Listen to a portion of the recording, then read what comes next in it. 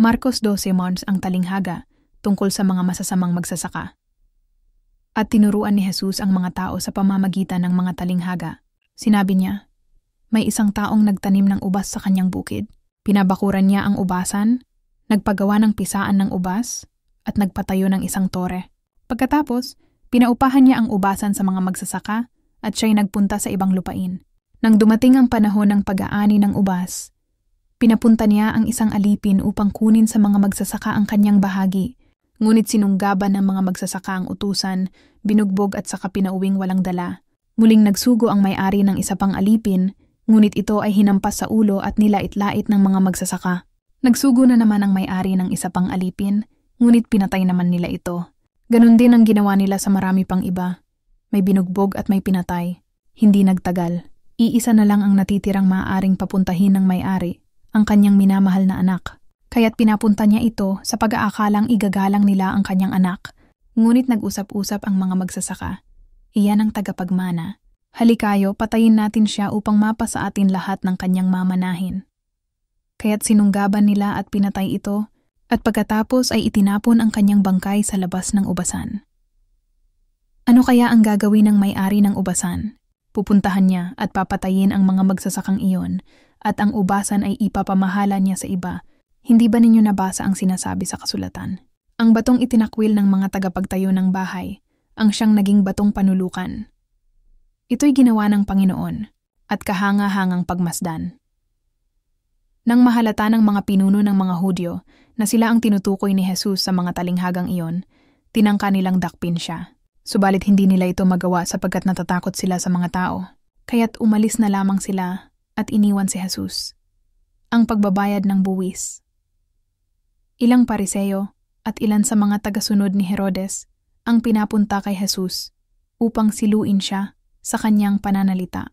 Kaya lumapit sila sa kanya at sinabi, Guro, nalalaman po namin kayo'y tapat at walang kinikilingan. Pantay-pantay ang pagtingin ninyo sa lahat ng tao at itinuturo ninyo ang tunay na kalooban ng Diyos para sa tao. Nais po naming itanong kung labag sa kautusan ang magbayad ng buwis sa emperador. Dapat po ba kaming magbayad ng buwis o hindi? Alam ni Jesus na sila'y nagkukunwari lamang, kaya sinabi niya sa kanila, Bakit ba ninyo ako sinusubok? Bigyan ninyo ako ng isang salaping pilak, Ama. At siya nga ay binigyan nila ng salaping pilak. Kaninong larawan at pangalan ang nakaukit dito? Tanong ni Jesus sa kanila. Sa emperador po, tugon nila. Sinabi ni Jesus, Ibigay ninyo sa emperador ang para sa emperador, at sa Diyos ang para sa Diyos. At sila'y labis na namangha sa kanya. Ang tanong tungkol sa muling pagkabuhay. May ilang Saduceo na lumapit kay Jesus upang magtanong. Ang mga ito ay nagtuturo na hindi muling mabubuhay ang mga patay. Sinabi nila, Guro, isinulat po ni Moises para sa atin, kapag namatay ang isang lalaki at naiwang walang anak ang kanyang asawa, ang kapatid ng lalaki ay dapat pakasal sa byuda upang magkaanak sila para sa namatay. Mayroon pong 7 magkakapatid na lalaki. Nag-asawa ang panganay, subalit siya'y namatay na walang anak. Pinakasalan ng pangalawang kapatid ang byuda, subalit namatay rin ang lalaki na walang anak. Ganon din ang nangyari sa pangatlo. Isa-isang napangasawa ng babae ang 7 magkakapatid, at silang lahat ay namatay na walang anak. Sa kahuli-hulihay ang babae naman ang namatay. Kapag binuhay na muli ang mga patay sa araw ng muling pagkabuhay, sino po ba sa 7 magkakapatid ang kikilalaning asawa ng babaeng iyon sapagkat silang lahat ay napangasawa niya? Sumagot si Jesus, Maling-mali kayo dahil hindi ninyo nauunawaan ang itinuturo ng kasulatan at ang kapangyarihan ng Diyos. Sa muling pagkabuhay, ang mga tao'y hindi na mag-aasawa. Sila'y magiging katulad na ng mga anghel sa langit. Tungkol naman sa muling pagkabuhay, hindi ba ninyo nabasa sa aklat ni Moises, sa kasaysayan ng nagliliyab na mababang puno, ang sinabi ng Diyos sa kanya? Ito ang sinabi niya, Ako ang Diyos ni Abraham, Diyos ni Isaac at Diyos ni Jacob. Ang Diyos ay hindi Diyos ng mga patay. Siya ang Diyos ng mga buhay. Talagang maling-mali kayo. Siyang 2 pinakamahalagang utos. Ang kanilang pagtatalo ay narinig ng isa sa mga tagapagturo ng kautusan na naroon. Nakita niyang mahusay ang pagkasagot ni Jesus sa mga Saduceo. Kaya siya naman ang lumapit upang magtanong. Alin po ba ang pinakamahalagang utos? Sumagot si Jesus, Ito ang pinakamahalagang utos. Pakinggan mo, Israel. Ang Panginoon na ating Diyos, siya lamang ang Panginoon. Ibigin mo ang Panginoon mong Diyos ng buong puso mo, buong kaluluwa mo, buong pag-iisip mo at buong lakas mo. Ito naman ang pangalawa, ibigin mo ang iyong kapwa gaya ng pag-ibig mo sa iyong sarili. Wala nang ibang utos na hihigit pa sa mga ito. Wika ng tagapagturo ng kautusan. Tama po, guro. Totoo ang sinabi ninyo. Iisa nga ang Diyos at wala nang ibaliban sa Kanya. At higit na mahalaga ang umibig sa Kanya ng buong puso, buong pag-iisip at buong lakas, at ang umibig sa kapwa gaya ng pag-ibig sa sarili, kaysa magdala ng lahat ng handog na susunugin at iba pang mga alay. Nakita ni Jesus na maganda ang sagot nito kaya't sinabi niya, hindi ka na nalalayo sa kaharian ng Diyos. At mula noon, ay wala nang nangahas na magtanong kay Jesus. Ang tanong ni Jesus tungkol sa anak ni David.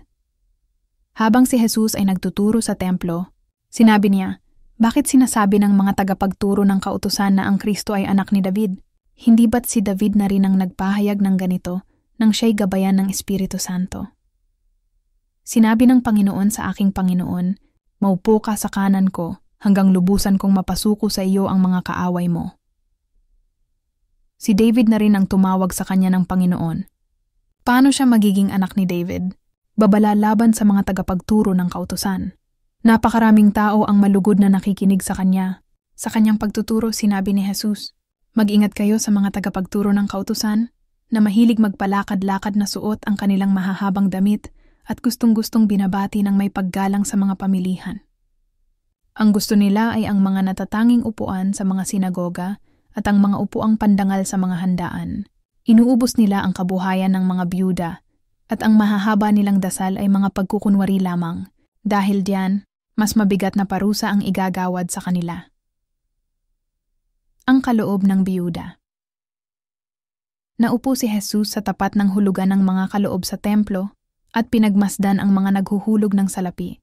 Napansin niyang maraming mayayaman ang naghuhulog ng malalaking halaga. Lumapit naman ang isang biyudang dukha at naghulog ng 2 salaping tanso. Tinawag ni Jesus ang kanyang mga alagad at sinabi sa kanila, sinasabi ko sa inyo, ang inihandog ng biyudang iyon ay higit na marami kaysa sa inihulog nilang lahat.